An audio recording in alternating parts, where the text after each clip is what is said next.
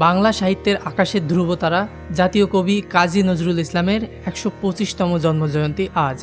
তার কবিতা, গান, উপন্যাস ও গল্পে বাঙালি জেনেছে বীরত্বের ভাষা, দ্রোহের মন্ত্র। বাঙালির সব আবেগ অনুভূতিকে জড়িয়ে আছেন চিরবিদ্রোহী এ কবি। কাজী নজরুল ইসলাম ১৮৯৯ সালের ২৫শে মে ভারতের পশ্চিমবঙ্গের বর্ধমান জেলায় আসানসোল মহকুমার চরুলিয়া গ্রামে জন্মগ্রহণ করেন। তিনি ছিলেন বিংশ শতাব্দীর অন্যতম বাঙালি কবি, ঔপন্যাসিক, নাট্যকার, সঙ্গীতজ্ঞ, সাংবাদিক, সম্পাদক, রাজনীতিবিদ এবং দার্শনিক। তিনি প্রায় ৩,০০০ গান রচনা করেছেন, যার বেশিরভাগই তিনি নিজেই সুরারোপ করেছেন, যেগুলো নজরুল সঙ্গীত নামে পরিচিত। তার ডাক নাম ছিল দুখু মিয়া। তিনি মাত্র ৯ বছর বয়সে ১৯০৮ সালে পিতৃহারা হন।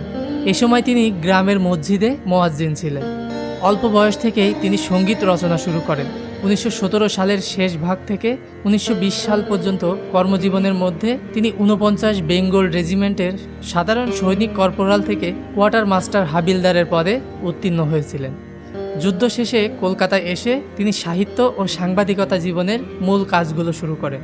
নজরুল জয়ন্তী উপলক্ষে রাষ্ট্রপতি মোহাম্মদ শাহাবুদ্দিন এবং প্রধানমন্ত্রী শেখ হাসিনা পৃথক বাণী দিয়েছেন।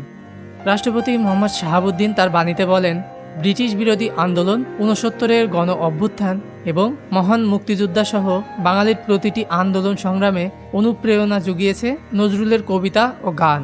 প্রধানমন্ত্রী শেখ হাসিনা তার বাণীতে বলেন, কবি নজরুল তার প্রত্যয়ী ও বলিষ্ঠ লেখনীর মাধ্যমে বাংলাদেশের মানুষকে মুক্তি সংগ্রামে অনুপ্রাণিত ও উদ্দীপ্ত করেছেন। নজরুল সাহিত্যের বিচিত্রমুখী সৃষ্টিশীলতা আমাদের জাতীয় জীবনে এখনও প্রাসঙ্গিক। এবারও বর্ণাঢ্য আয়োজনে জাতীয় পর্যায়ে কবি নজরুলের জন্মজয়ন্তী উদযাপন উপলক্ষে নানা কর্মসূচি গ্রহণ করা হয়েছে। সকালে ঢাকায় কবির মাজারে ফুল দিয়ে শ্রদ্ধা নিবেদনের মধ্য দিয়ে শুরু হবে দিনের কর্মসূচি।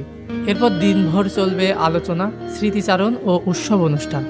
ছায়ানটের আয়োজনে ৩ দিনব্যাপী নজরুল উৎসব উদ্বোধন করা হয়েছে গতকাল। কথন, গান, পাঠ, আবৃত্তি ও নৃত্যানুষ্ঠানের মধ্য দিয়ে এ অনুষ্ঠানের সূচনা করা হয়। আজ ঢাকা বিশ্ববিদ্যালয়ের কেন্দ্রীয় মসজিদ সংলগ্ন জাতীয় কবি সমাধিতে শ্রদ্ধা নিবেদন করবেন বাংলা একাডেমি। আলোচনা অনুষ্ঠানের আয়োজন করেছেন শিল্পকলা একাডেমি। এতে প্রধান আলোচক থাকবেন শেখ হাসিনা বিশ্ববিদ্যালয়ের সাবেক উপাচার্য অধ্যাপক রফিকুল্লাহ খান। প্রধান অতিথি হিসেবে উপস্থিত থাকবেন সংস্কৃতি সচিব খলিল আহমদ। ডেস্ক নিউজ, দৈনিক রানা।